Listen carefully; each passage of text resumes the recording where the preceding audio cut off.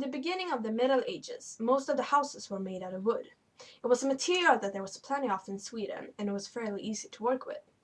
But there was one major problem with using wood as a construction material. As the population in Stockholm increased, the settlement grew tighter.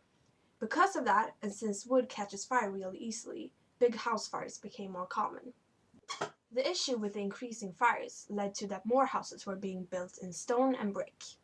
The roofs were almost always built in peats, but if you had more money and could afford it, you used roof tiles. In the last century of the medieval, the houses were narrow, 2 to 3 stories high, with only 1 or 2 rooms per floor.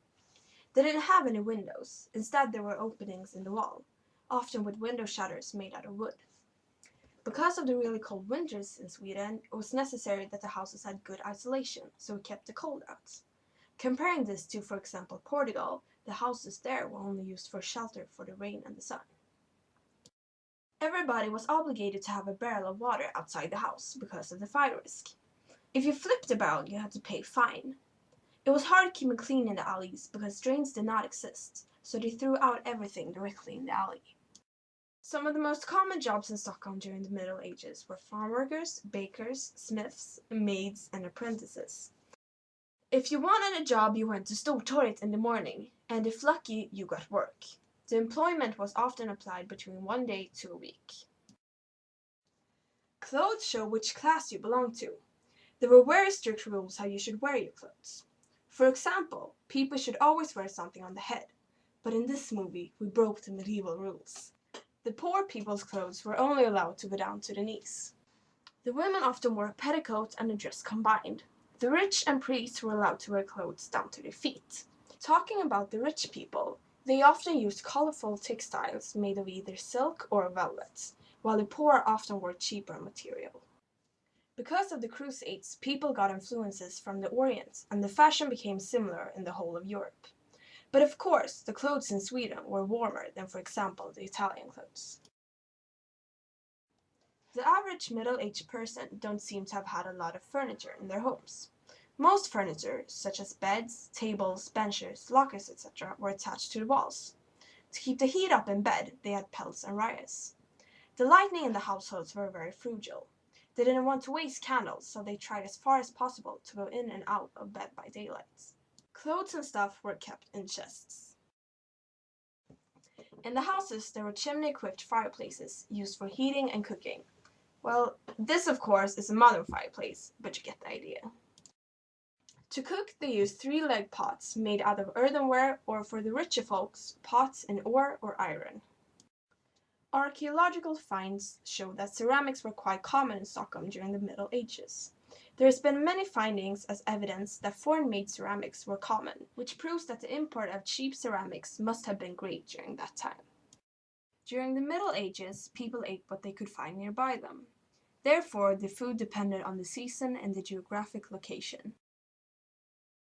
Some of the most common produces used during the Middle Ages in Sweden were, for example, grain, fish, meat, and eggs, but only in the summer, since the hens don't produce eggs during the winter.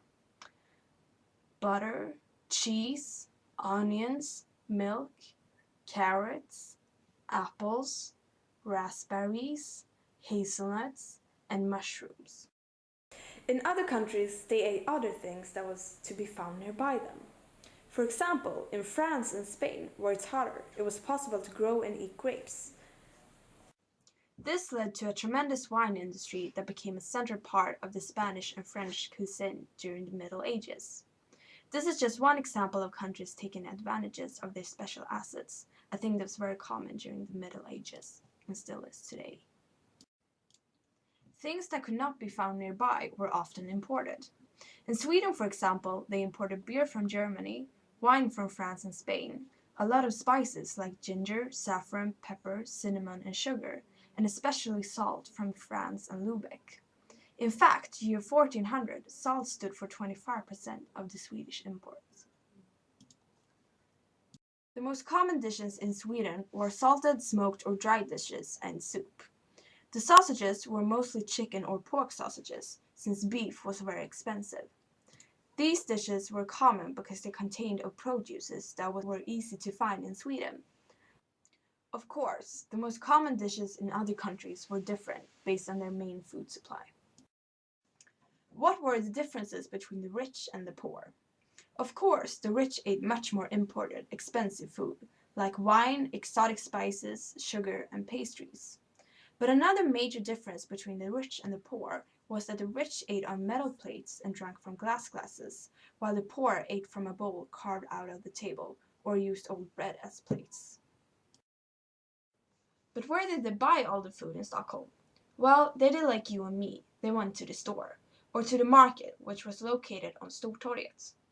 Most of the stores, like the butcher's shops, the fisher's shops, and the bakeries, were located along Köpmangatan. The bakeries were very important in each town. Year 1460 in Stockholm, there were 8 bakeries that baked rye and wheat bread to the rest of the town. The bakers could also bake cookies, buns, and the Swedish semlor, but the sweets were very expensive and just for ceremonious occasions.